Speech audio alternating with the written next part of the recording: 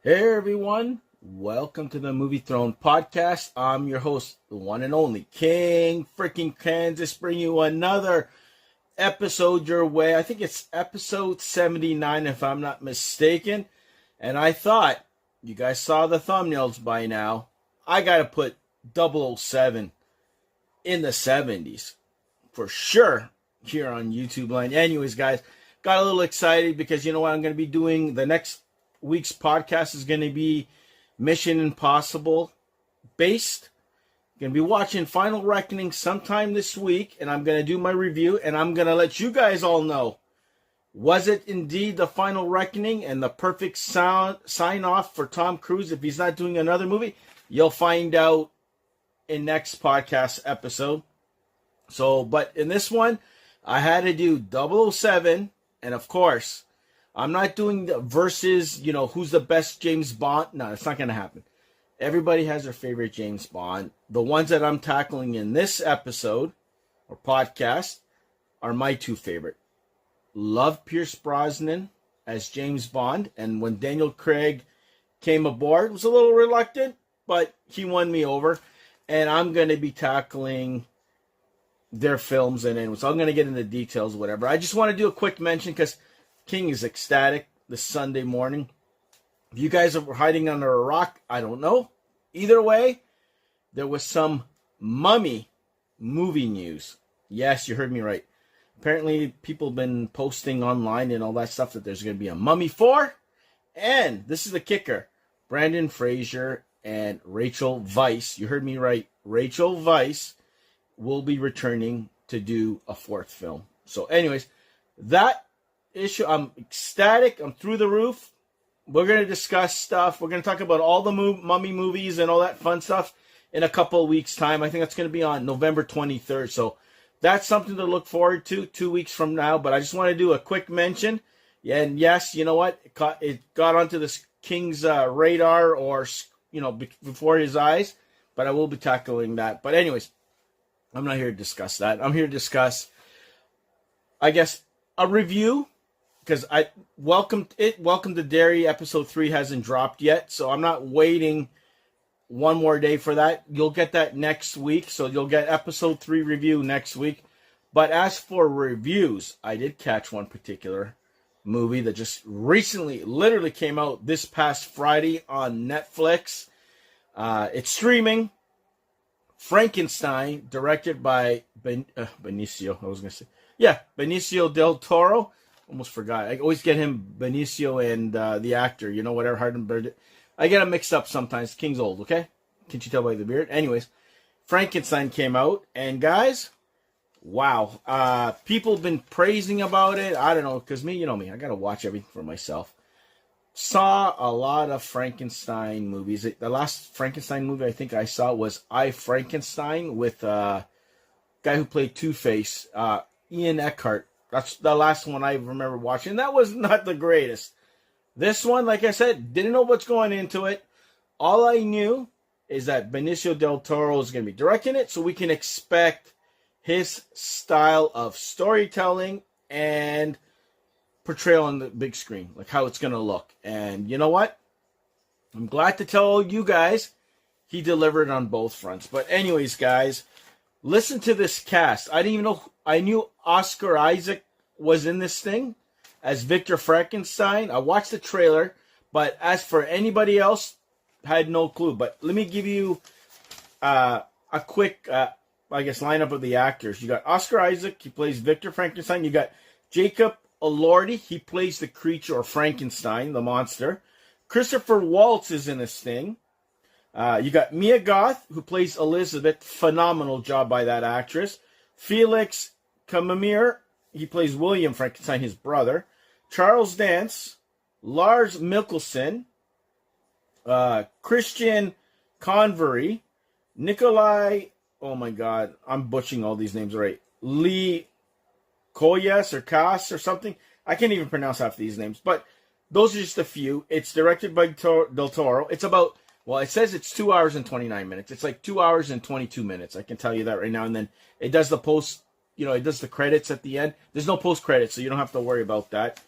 But, yeah, guys, it was good. I'm not going to do too many spoilers. I'm not going to put the spoiler on there. But guys, Benicio del Toro's... Benicio del Toro's. I better get it right, man. Guillermo del Toro. See, again, Guillermo del Toro. I apologize to all you guys. I know you guys are probably chewing me up in YouTube land. You know, Guillermo del Toro. Guys who's responsible for Hellboy. And other ones, Pan's Lambert, and I can go on and on. His take is 2 hours and 22 minutes, okay? I'm backtracking a little bit. His take on the classic monster Frankenstein thing was good. It was honestly something that I never seen on screen. I don't watch the old ones. I don't know if there's an older film past the 1980s, which the King hasn't seen. But as for something new portrayed of Frankenstein on the screen, he delivered, guys. I knew the gist of the story. Scientist creates a monster who then goes after him and stuff like that. And he goes mental. He wants revenge and all this stuff. So there is a little bit of that. But the human elements, like I'm getting goosebumps. The way they broke down the film was in 3 parts. It was the telling, I guess the prelude of what started it all. And then it gets you into the story. It was cool with the ship and the sailors, and then they come across this scene, this horrific scene with this guy screaming and bleeding and all this stuff, and this monster going after him. The second part of the movie, you get into his take of how he got there and what it took in order to create this monster, this creation, this creature of his, and his motivation, all that stuff. Backstory, a little bit of his father pushing him. That was pretty cool to see where he was coming from and why he wanted to be so, persistent on creating or, bringing this monster to life and kind of like proving everybody wrong and all this stuff. His intentions were good, but like everything goes haywire.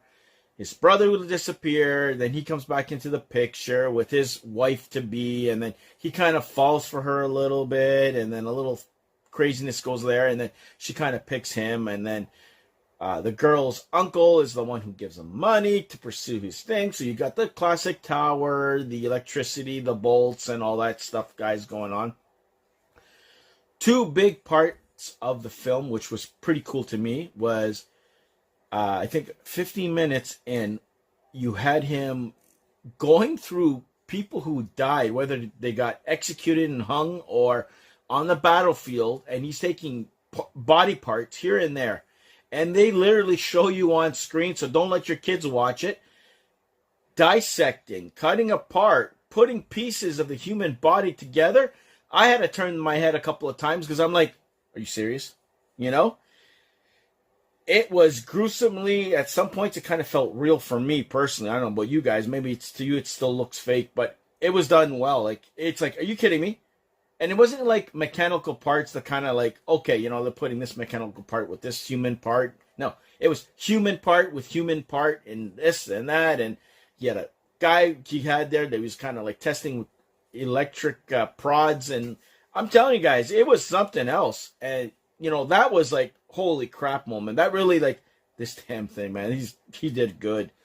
The other scene is when the monster tells his part of the story. That's the last third, that he confronts him on the ship, and he's telling his story before he actually goes to Victor there, and all that stuff. And it explains from his perspective how things went, because Victor tried to burn him down and all this stuff and kill him, and he ends up surviving, but he doesn't want to kill him. He wants to find him, apparently, to find someone. He doesn't want to die alone. He wants a mate.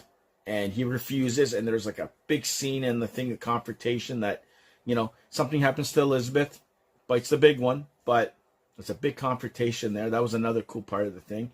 And it is where it is. It ends up where it does, where she passes away, and we go back on the boat. And where we started the film is where we end off in the film.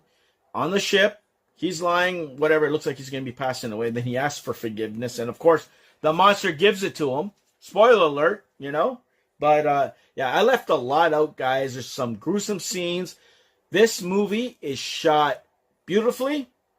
It has a decent pace to it. Don't get me wrong. If this was 2 hours, I will still be fine with it. I think it could have been. They could have trimmed a lot, but they did a lot of the backstory of each kind of like character in perspective that I think it was needed. But there was some that they could have trimmed out, whatever, like him putting people together and gathering this and having his brother do this for him and all. They could have cut that out. You could have figured that out off camera, but well done put together. It's not like, oh my God, action packed, super, whatever. When stuff happens, you're like, whoa, and it looks real.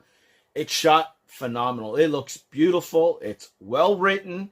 You can tell all the actors, including Oscar Isaac, brought it. Whether this was special effects, practical effects, whatever the hell it looked like, they did a good job. You couldn't tell. It was done that well. It looked good. This is probably one of the movies that I'll probably buy on Blu-ray or even 4K if you really want to appreciate the artistry that you see on screen. But love the different take, something different. If you want to look at something different, Frankenstein, that's been done differently on the screen, this is the movie for you. But I highly recommend you checking it out. And for a I don't know if it's direct Netflix movie and that's what it is, or was it made for the theater and then brought to Netflix exclusively? I don't know. Either way, I saw it on the small screen. I can only imagine how this will be on the big screen with the lightning and special effects and sound and all that stuff. But it's done well. I think he hit a home run. Is it going to be Oscar worthy? I don't know. Is it going to be maybe in my top 5 of the year? Possibly. It's that good, guys. Is it a masterpiece? No. But it's one of the better ones, especially if you're into that genre of film.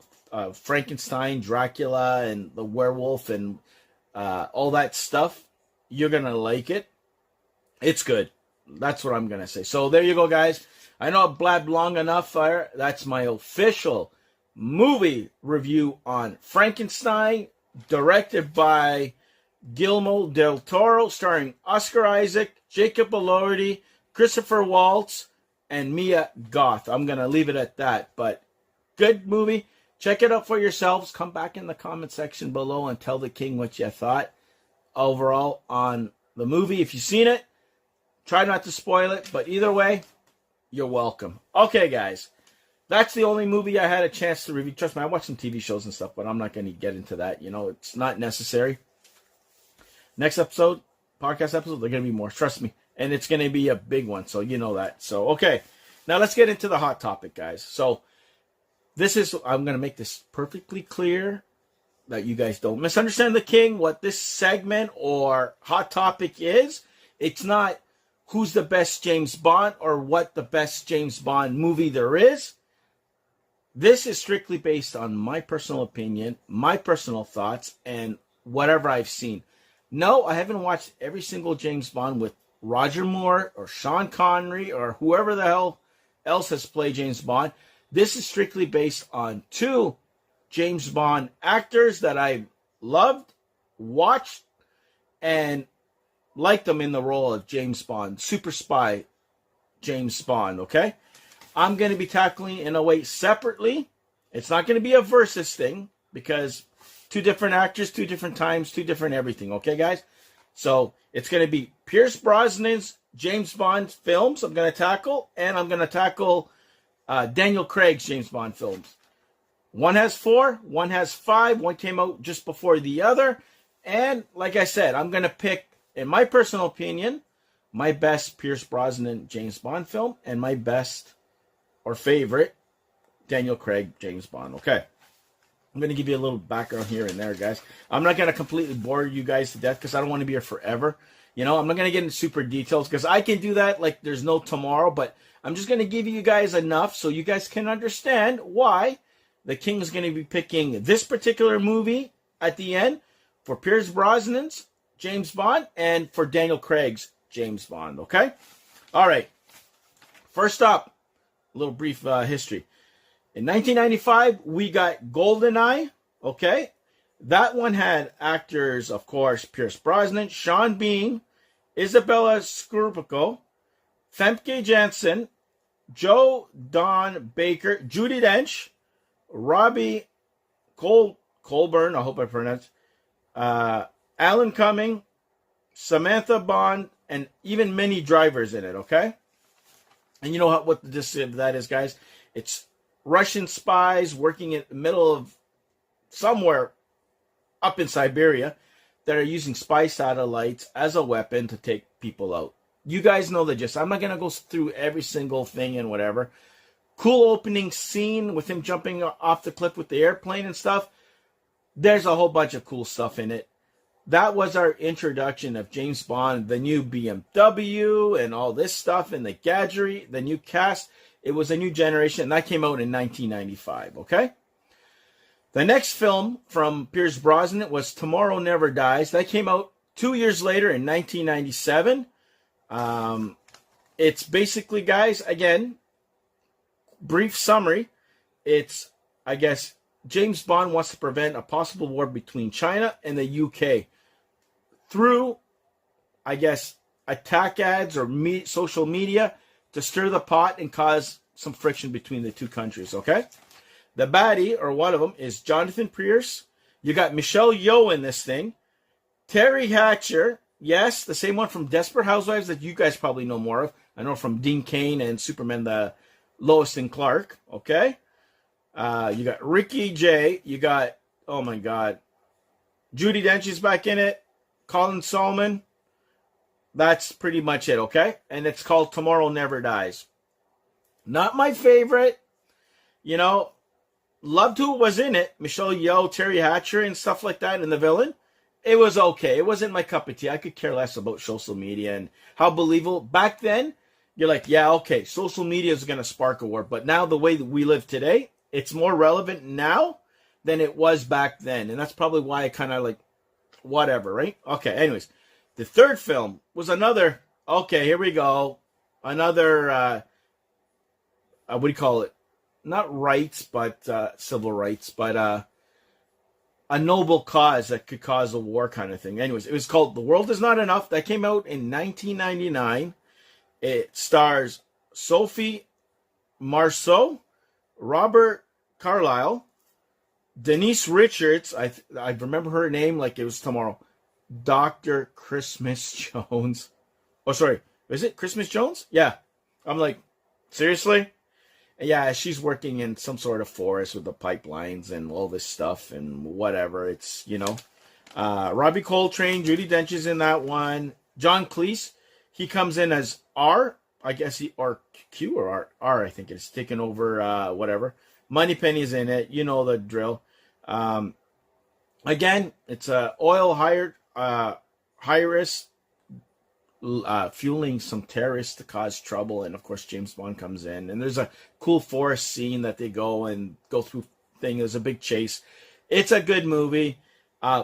Much better than Tomorrow Never Dies, but still not my favorite from any of the ones I've mentioned, but not bad third installment. Okay, this is where it was kind of a disappointment for me, because for James Bond, usually actors are like 4 and done. And this is the 4th film. And this one, I had high expectations for this film, but it let me down. I'm not going to lie to you. It's called Die Another Day. I think even Madonna has the theme song for it, and she starts singing the damn thing. It stars Halle Berry as super spy Jinx. Yet Toby Stevens, Rosamund Pike, Rick Yoon, Judi Dench, John Cleese, Michael, oh my God, Madsen, Emilio Echevarria. Like, we got a couple of new characters in this one. Who else is there? Rachel Grant.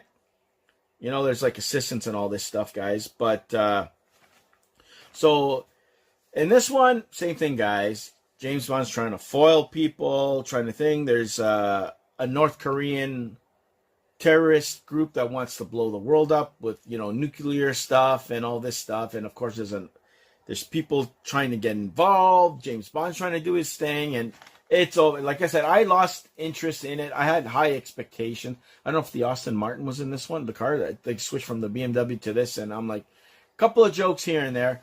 Not the strongest from Pierce Brosnan's outing. It's not him, it's the writing, but it was a letdown.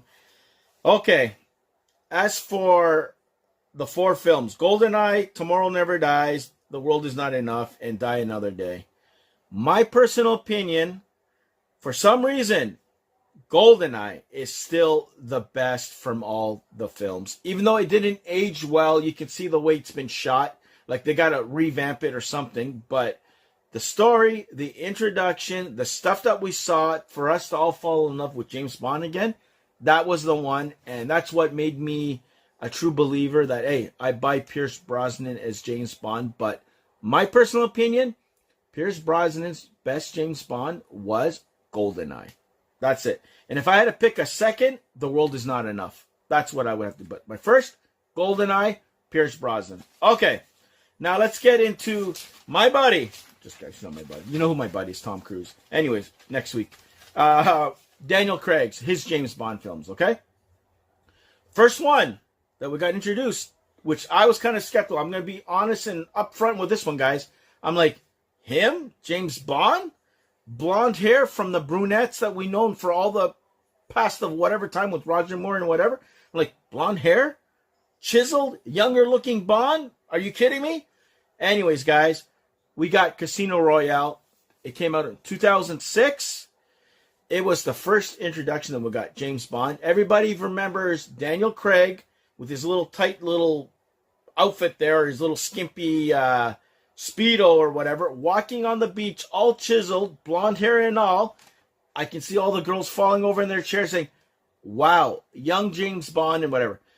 Casino Royale, guys, was basically a revamp, slight reboot of the James Bond franchise. This was James Bond's first mission out of the gate, him joining MI6 and getting into the field and stuff like that. So this is like an introduction, kind of like a new origin story for this James Bond character.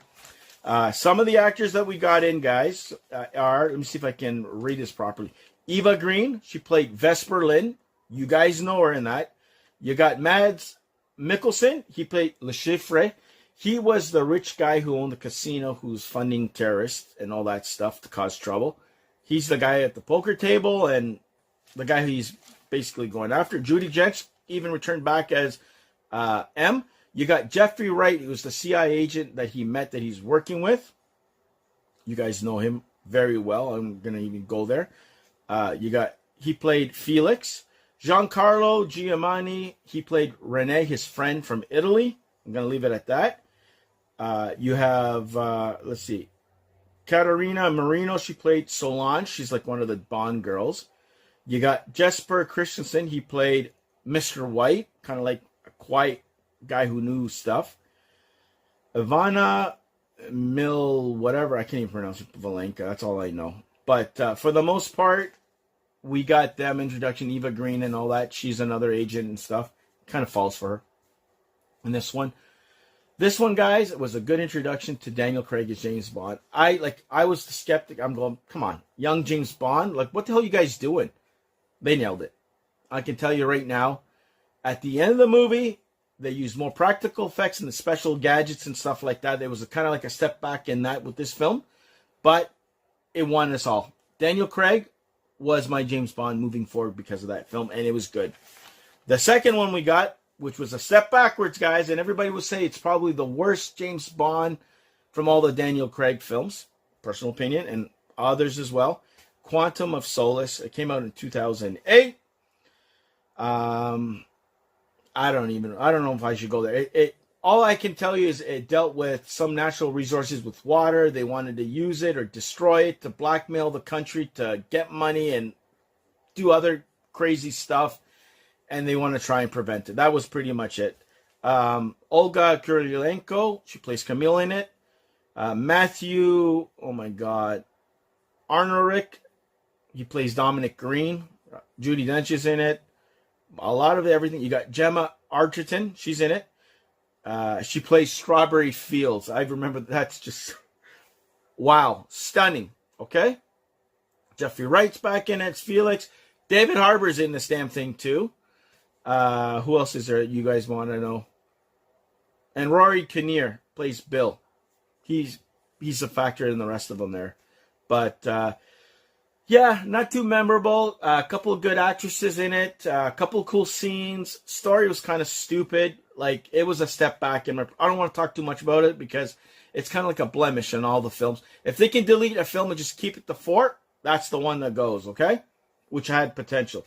The next one, Skyfall in 2012. That was 4 years later. It was directed by Sam Mendes. He directed the last, I want to say, 2 or 3 films with Daniel Craig. This one, guys, was a very interesting thing. This is where a lot of, I guess, M's secrets came to the forefront, and how she did what she did in order to keep the MI6 organization moving forward and all this stuff. There's a whole bunch of stuff that comes up.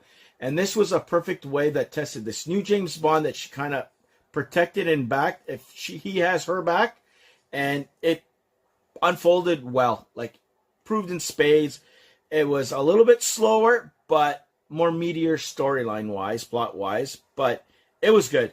You saw where the loyalty was and what happens in that near the end. It was heartbreaking, but necessary for the James Bond character to move forward and grow as a person and to have purpose, you know?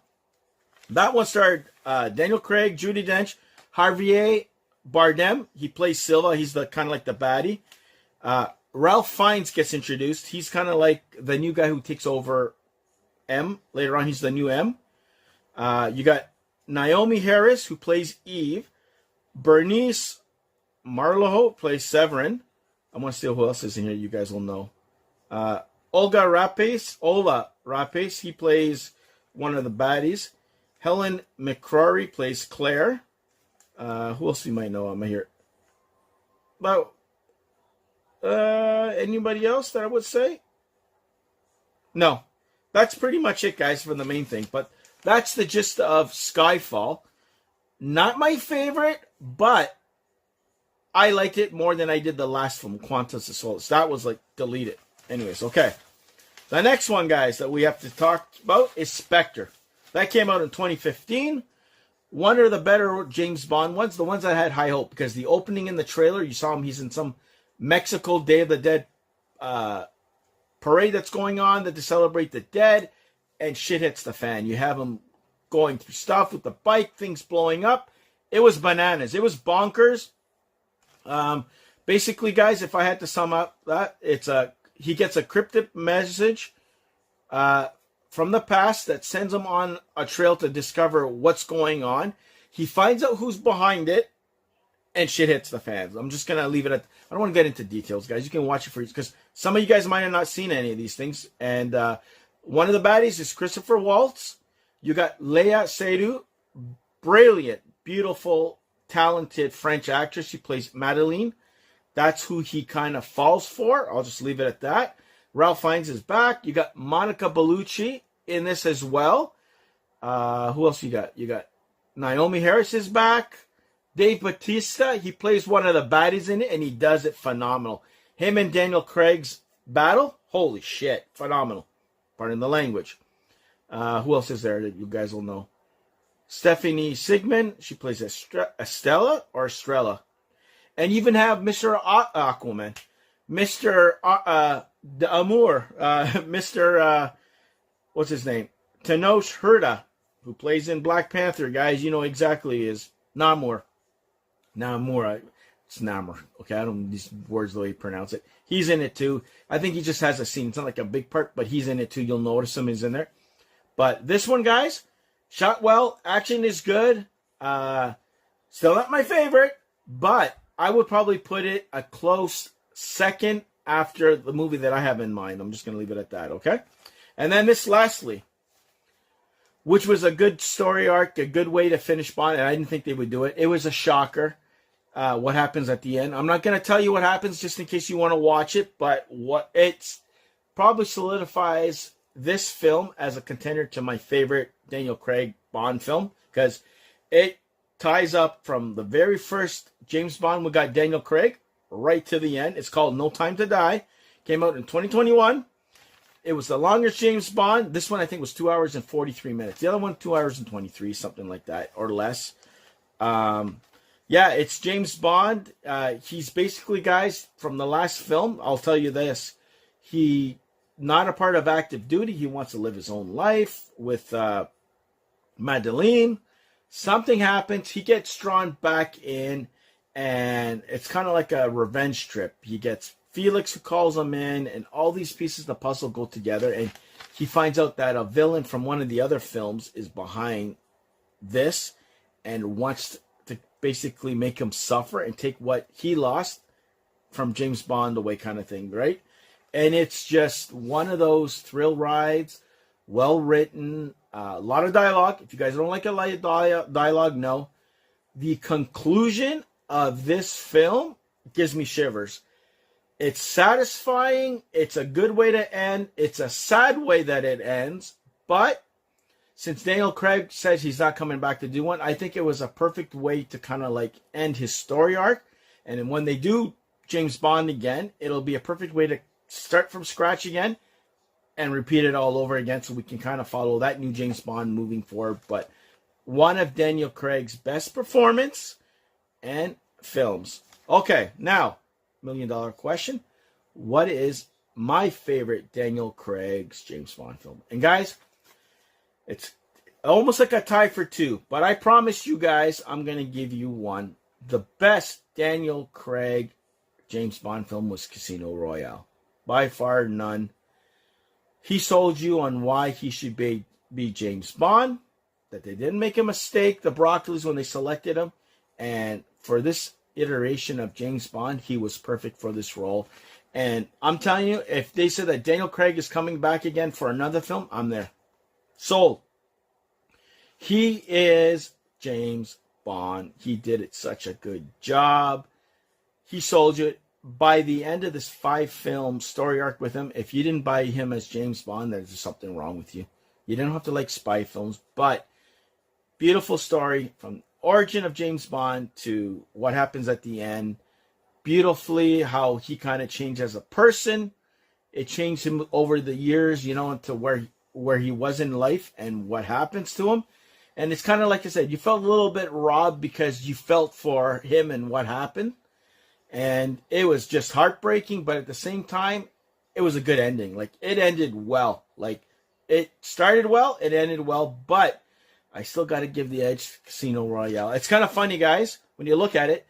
Both James Bonds, Pierce Brosnan and Daniel Craig, I picked the first films of both of the franchise, or their portrayal of James Bond in the film franchise, Both were phenomenal, but officially, Casino Royale is my number one pick for Daniel Craig James Bond film. And my number one Pierce Brosnan James Bond pick is GoldenEye. So that's my official 2 picks of the best James Bond films for each actor playing Mr. 007 himself. So there you go, guys. That's my official 007 picks for this podcast episode. I hope you guys liked it. Like, share, and subscribe. Don't forget to tune in next week as I tackle my buddy, Tom Cruise, and his final reckoning. Find out my thoughts on that, franchise overall, and a whole bunch of other stuff. And I'm pretty sure I'm going to be doing a couple of reviews as well. One's going to be, of course, Final Reckoning. That's a gimme. And probably Welcome to Derry. And who knows, maybe another movie if I have time to watch one. So either way, tune in for that. And then in 2 weeks' time, tune in for The Mummy. Yes, with Brendan Fraser and his film franchise and all that. So until next time, be the hell good. Stay off the King's throne. And I'll see you guys where? Next Sunday here on YouTube Land. Take it easy and definitely be the hell good.